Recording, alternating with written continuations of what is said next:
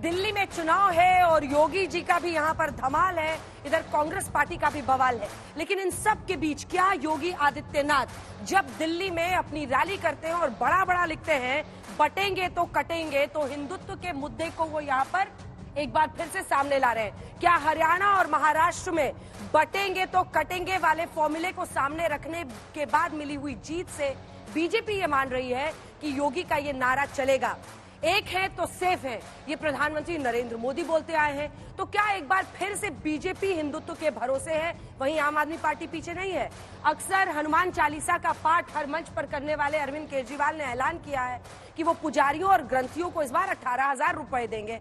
तो कुल मिलाकर हिंदू वोट को अपनी तरफ करने की जो ये कोशिश है वो रंग लाएगी क्या? अभय दुबे जी की पार्टी कहां है, इस पूरे विषय पर उस पर चर्चा करेंगे। तालियों के साथ गौरव भाटिया, राष्ट्रीय प्रवक्ता बीजेपी के, स्वागत कीजिए। प्रियंका कक्कड़ जी, राष्ट्रीय प्रवक्ता आम आदमी पार्टी की, तालियों के साथ स्वागत कीजिए। अभय दुबे जी, कांग्रेस पार्टी के राष्ट्रीय प्रवक्ता, तालियों के साथ स्वागत कीजिए। लेकिन इससे पहले कि हम चर्चा की शुरुआत करें, आइए आपको दिखाते हैं अपनी ये रिपोर्ट कि आखिर हिंदुत्व की पिच पर सब क्यों उतर गए। मेरे साथ बोलेंगे जय श्री राम, जय जय श्री राम। दिल्ली के चुनावी दंगल में उत्तर प्रदेश के सीएम योगी आदित्यनाथ के इस नारे ने नया एंगल दे दिया है। जय श्री राम की गूंज से दिल्ली के चुनावी प्रचार को शक्तिवर्धक टॉनिक मिला है, तो आम आदमी पार्टी को अपने पुराने चुनावी रणनीति में बदलाव की चुनौती। 5 फरवरी को देर शाम तक दिल्ली का सियासी फैसला ईवीएम में कैद हो जाएगा, लेकिन उस फैसले को अपने हक में करने के लिए तीनों बड़ी पार्टियां बीजेपी, आम आदमी पार्टी और कांग्रेस अब हिंदुत्व के सहारे नतीजों की वैतरणी पार करने के जोर लगा रही है। अब दिल्ली चुनाव में हिंदू मंदिर, पुजारी, यमुना मैया, चार धाम यात्रा, सनातन सेवा समिति इत्यादि इत्यादि मुद्दे उठ चुके हैं। यूपी के मुख्यमंत्री और बीजेपी के हिंदुत्ववाद के पोस्टर बॉय योगी आदित्यनाथ दिल्ली आकर केजरीवाल को चुनौती पर चुनौती दे रहे हैं। वो हल्ला शुरू हुआ तो इन्होंने उसको डायल्यूट करने के लिए कहा कि हम पुजारियों को भी देंगे। बहनों और भाइयों, मैं पूछना चाहता हूं अरविंद केजरीवाल जी से और उनकी पूरी टीम से, क्या किसी मंदिर के सुंदरीकरण की कार्य योजना को उन्होंने कभी आगे बढ़ाया? कभी बढ़ाया? मॉडल देखना हो तो आइए काशी में काशी विश्वनाथ धाम को देखिए। मॉडल देखना हो अयोध्या में श्री राम जन्मभूमि पर भगवान राम के भव्य मंदिर के मॉडल को देखो। योगी आदित्यनाथ जी जब दिल्ली आए हैं, मैं उनसे पूछना चाहता हूं कि यूपी के सरकारी स्कूलों का जो इतना बुरा हाल है, टाट पट्टी पे यूपी के सरकारी स्कूल चल रहे हैं।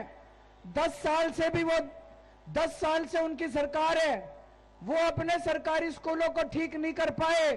अगर उनको जरूरत है, हम दिल्ली से अपने शिक्षा मंत्री को भेज देंगे उत्तर प्रदेश, उनको भी सिखा देंगे कि सरकारी स्कूल कैसे ठीक किए जाते हैं। हम चाहते हैं कि उत्तर प्रदेश के भी सरकारी स्कूल ठीक हो। हिंदुत्व को लेकर तीनों दलों ने अपने अपने पिटारे को भी हल्का करने का ऐलान किया है। आम आदमी पार्टी ने सत्ता में आने पर पुजारी ग्रंथी सम्मान योजना लागू करने का ऐलान किया है, जिसमें मंदिर के पुजारियों और गुरुद्वारे के ग्रंथियों को प्रति माह 18,000 रुपए दिए जाएंगे। इसके जवाब में बीजेपी ने मंदिरों और गुरुद्वारों सहित दूसरे पूजा स्थलों को हर महीने 500 यूनिट मुफ्त बिजली देने की घोषणा की। कांग्रेस ने दलित मतदाताओं को चार धाम यात्रा कराने का वादा किया है। आम आदमी पार्टी ने पुजारी ग्रंथी योजना के बाद अब सनातन सेवा समिति की शुरुआत की है, तो बीजेपी ने भव्य महाभारत कॉरिडोर बनाने का संकल्प लिया है। कांग्रेस ने कहा कि सत्ता में आने पर बौद्ध स्थलों के लिए भी मुफ्त तीर्थ यात्रा की व्यवस्था करेंगे। आलम यह है कि आम आदमी पार्टी और विपक्षी बीजेपी के बीच पुजारियों और हिंदुत्व के लिए सबसे बड़ा हितैषी बनने की होड़ लगी हुई है।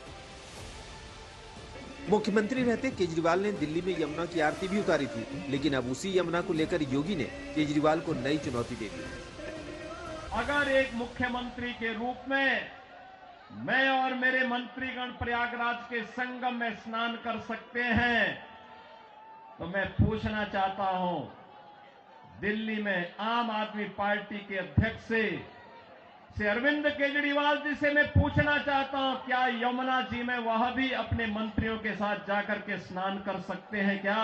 अंतिम दिया बुझने से पहले भभकता है, सबको भभकने दीजिए थोड़ा थोड़ा, इसमें क्या दिक्कत है? आके अपना उछल कूद करें सब। बीजेपी ने केजरीवाल को चुनावी हिंदू बताते हुए पोस्टर भी जारी कर दिया है। अब यूपी के मुख्यमंत्री योगी आदित्यनाथ भी दिल्ली में आकर एक है तो सेफ है वाले अपने मजबूत नारे से वोटों पर सटीक निशाना लगाने की कोशिश कर रहे हैं। हालांकि अब की बार दिल्ली में भी हाथ आजमा रहे ओवैसी ने धर्म को लेकर दोनों दलों पर धावा बोला है।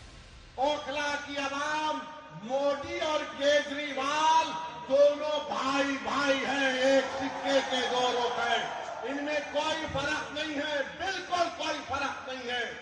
इनकी सोच है, ये दोनों आरएसएस से निकले हैं, एक आरएसएस की शाखा से निकला, एक आरएसएस के इंस्टीट्यूट से निकला। इन दोनों में कोई फर्क नहीं है, हिंदुत्व की बात दोनों करते हैं।